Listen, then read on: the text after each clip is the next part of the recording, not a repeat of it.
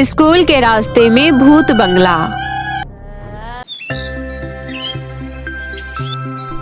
चैताली गर्मियों की छुट्टी पर मामा मामी के घर, जो कि गांव में रहते थे, वहां कुछ दिन के लिए रहने चली गई। मामा मामी की एक बेटी थी शोभा, जो गांव के ही एक सरकारी स्कूल में पढ़ा करती थी।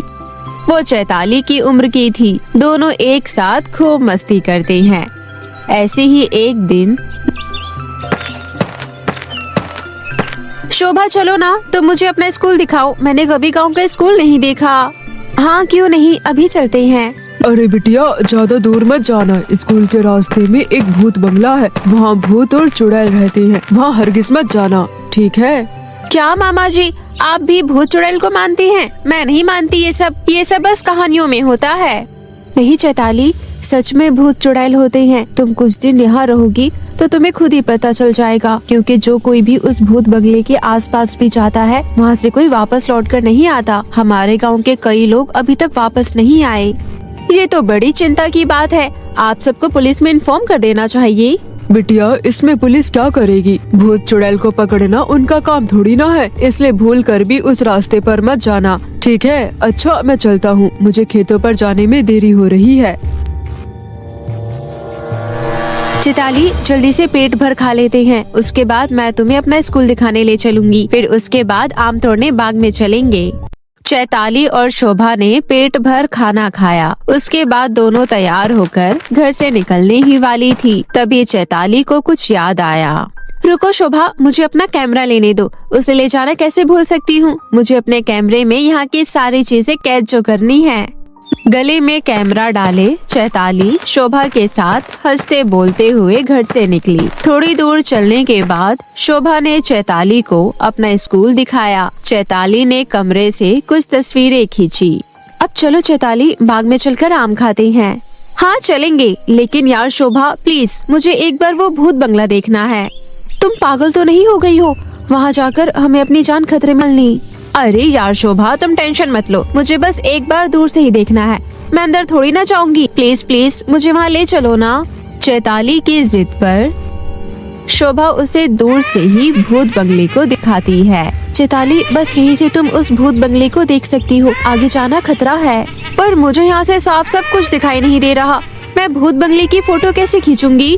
देखो मेरी बात मानो, तुम यहीं से फोटो खींच लो। जल्दी चलो यहाँ से, मुझे यहाँ बहुत डर लग रहा है। यहाँ कोई आता जाता नहीं है। तुम्हारे कहने पर मैं तुम्हें यहाँ लेकर आई हूँ, लेकिन मैं यहाँ ज्यादा देर तक नहीं रुकूंगी।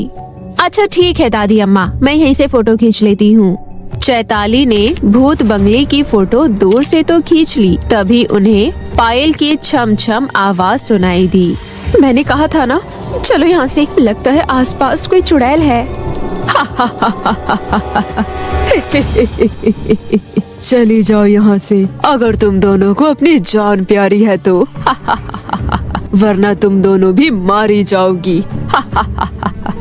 चलो जल्दी से यहाँ से चैताली, वरना चुड़ैल हमें मार डालेगी। डरो नहीं शोभा, मुझे नहीं लगता ये चुड़ैल की आवाज है। चुड़ैल, हिम्मत है तो सामने आ। तुम पागल तो नहीं हो गई? मैंने कहा चलो यहाँ से। नहीं, मैं तो चुड़ैल से मिलकर जाऊंगी अब।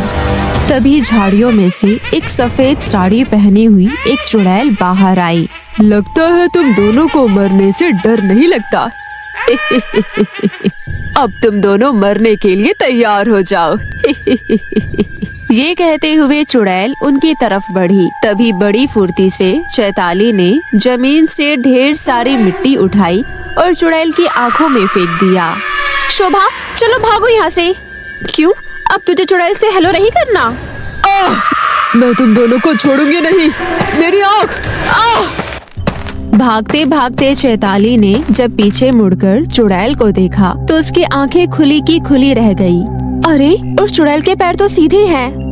अरे, तुम्हें उस चुड़ैल के पैरों की पड़ी है, यह अपनी जान में बनी है। जितनी जल्दी हो सके भागो यहाँ से।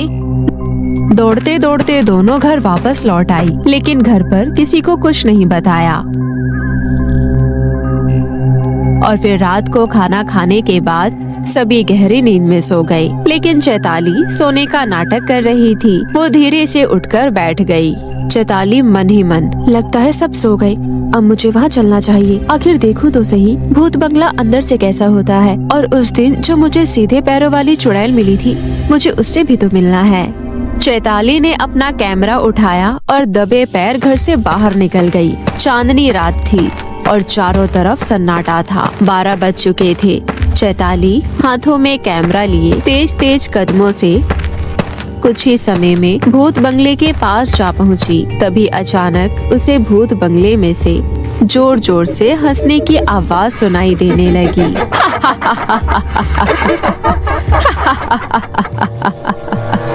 अरे, ये हंसने की आवाज तो इस भूत बंगले में से आ रही है। इतनी रात को यहाँ जोर जोर से कौन हंस रहा है? मुझे चलकर पता लगाना चाहिए।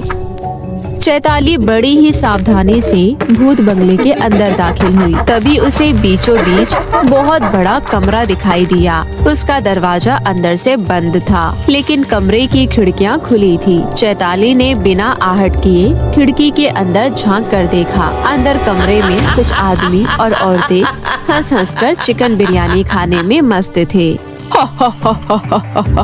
हमारा प्लान चुड़ैल और भूत बनने का कितना बढ़िया रहा। हमारा काम कितना आसान हो गया और पुलिस के हाथ भी हम कभी नहीं आ पाएंगे।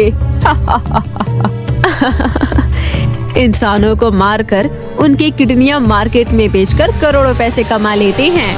आखिर इतना बढ़िया आइडिया किसका था? मेरा। और किसका? अब हमें जल्दी से और शिकार ढूंढने होंगे।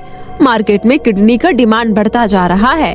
पता है, आज तो 2 शिकार मेरे हाथ लगने ही वाला था, लेकिन दोनों बड़ी चालाक निकली। मेरी आंखों में धूल झोंककर भाग गई।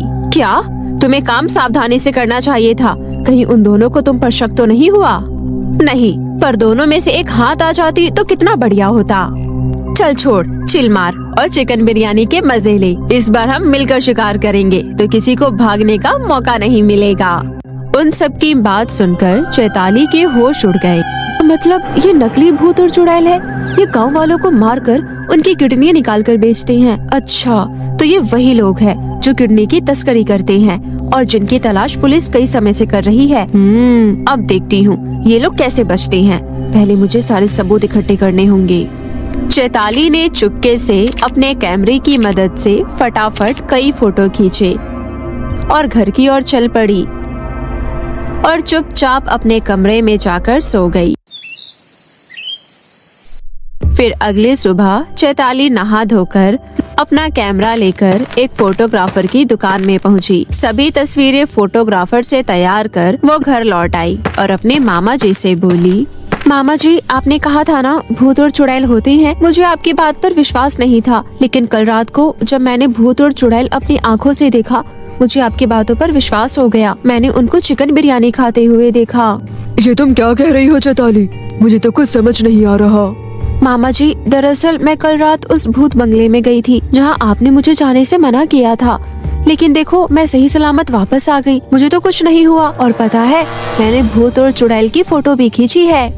क्या तुम कल रात को भूत बंगले में गई थी? तुम वहाँ क्यों गई? अगर तुम्हें कुछ हो जाता तो मैं अपनी बहन को क्या जवाब देता?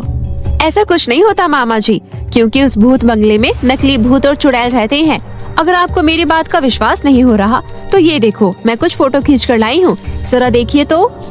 ये कहते हुए चैताली ने मामा जी को तस्वीर दिखाई। उन तस्वीरों को देखकर उनकी आंखें खुली की खुली रह गई। ये क्या? इन तस्वीरों में तो आदमी और औरत दिखाई दे रही हैं। तुम्हारा कहने का मतलब ये सब भूत और चुड़ैल है? हाँ मामा जी, इन फोटो में जो लोग आपको दिखाई दे रहे हैं वो नकली भूत और चुड़ैल बनकर लोगों को अपना शिकार बनाकर उनकी किडनी निकालकर उन्हें बेच देते हैं और इनका काम आसानी से चलता रहे, इसके लिए वो नकली चुड़ैल और भूत बनकर इस भूत बंगले में रहते हैं। ध्यान से देखिए, अगर ये भूत चुड़ैल होते तो इनके पैर उल्टे होते और इनकी तस्वीर भी कैमरे में नहीं आती। अब हमें देर नहीं करना चाहिए मामा जी, हमें तुरंत पुलिस स्टेशन चलना चाहिए। तस्वीरों को देखकर चैताली के मामा भी गहरी सोच में पड़ गए। फिर वो तुरंत चैताली को लेकर पुलिस स्टेशन गए। चैताली ने पुलिस वालों को सारी तस्वीरें दिखाई। तस्वीरों को देखकर पुलिस वाले ने कहा, इन लोगों की तलाश तो हमें कब से थी, पकड़ में ही नहीं आ रहे थे। कई समय से पुलिस की नाक में दम कर रखा है। लोगों को मारकर उनकी किडनी बेचना इनका पेशा है। शाबाश बेटी, तुमने बहुत ही बहादुरी का काम किया है।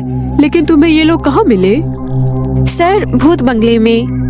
भूत बंगला? क्या तुम हमें वहाँ ले जा सकती हो? यस सर, आप बस मेरे साथ चलने की तैयारी कीजिए, लेकिन हम वहाँ रात में चलेंगे। रात हो जाने के बाद चैताली पुलिस वालों को लेकर भूत बंगले में पहुंची। पुलिस की टीम ने उन लोगों को चारों तरफ से घेर लिया।